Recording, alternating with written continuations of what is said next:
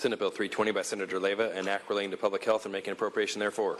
Madam Senator, the floor is yours. Thank you, Mr. President. Good morning, members. SB 320 is back for concurrence. This bill would require all on-campus student health centers at public universities to provide medication abortion by January 2022. The amendments taken in the Assembly rename the fund established in the bill to the College Student Health Center Sexual and Reproductive Health Preparation Fund, requires the California Commission on the Status of Women and Girls to administer the fund, and provides grants of $200,000 to each student health center and $200,000 to each public university system in order to help the center prepare to provide this service. Clarify the report requirements in the bill. I respectfully ask for your aye vote.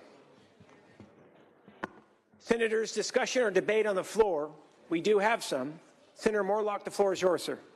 Thank you, Mr. President. Looking at the comprehensive annual financial report for the University of California, they are about $19 billion underwater with an unrestricted net deficit. And in the budget document that we approved this year, the governor's office included a little footnote stating that the retiree medical for the University of California is $19 billion as well, which means that the financial statements for the University of California that will come out in a couple of months for the year ended June 30, 2018, will reflect a negative $38 billion. Colleagues, this fantastic university system will be coming to this floor and asking for even more funding in future years. The political pressure for the Board of Regents against raising tuition is just too strong. I mean, they had a miracle by just saying we could reduce our tuition by $60 because an annual assessment for a lawsuit settlement had finished. And so they got some great PR out of that, but that's just a short-term pause in what's going to be coming on the horizon. So contracting with other healthcare providers and potential insurance cost increases should warrant a no vote on SB 320. We just met with the Chancellor, Janet Napolitano, just a couple weeks ago, and the focus was on student housing, not on all this other periphery stuff. We've got to stop encumbering our educational systems. If you look at the Cal State University system, they're in a little better shape. They're just under $4 billion with deficit. The combined community college districts are $5.5 billion negative. So we've got some big numbers on the horizon. We're also looking at school districts at $50 billion underwater. So, Mr. President, we've got to stop putting more financial pressure on our systems, because it will come back, and it will come to us because they can blame us for having increased their budget. So I respectfully urge a no on SB 320. Thank you so much, Mr. Senator.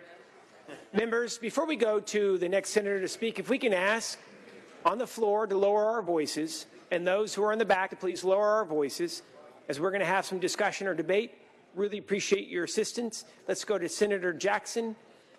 Please. Thank you, Mr. President. A question of the author, excuse me. Absolutely. Madam Senator? Yes, thank you. Senator, how much is this going to cost the University of California? We think $0. That's why we went out and got private funding. And as I said in my statement previously, each campus will be provided with $200,000, and each system will be provided with an additional $200,000. Thank you. Thank you. So I know that my good colleague from Orange County likes to talk about numbers, but either he wasn't listening or that's really not what that objection is about. The notion that this kind of health care is on the periphery is the kind of response that causes most women, particularly young women, the indignation. The notion that women are not going to have access to their fundamental right when they need that support, when they need that assistance and medical treatment, frankly, is offensive. So if we want to talk about an issue, this isn't about the money, because it's not going to cost the state a dime. It's not going to cost the University of California a dime. Let's get down to it.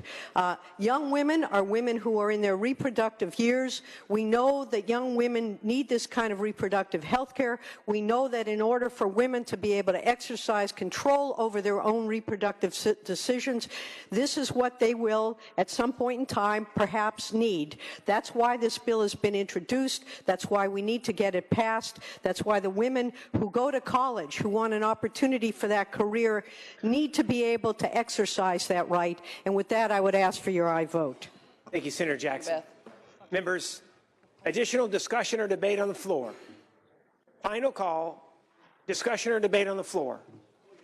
Hearing and seeing none, Senator Leyva, would you like to close? Thank you, Mr. President. Thank you for the discussion, members. I would just say that a woman should always have the right to decide when she incorporates a family into her life. And I respectfully ask for an aye vote. Mr. Secretary, can you please call the roll?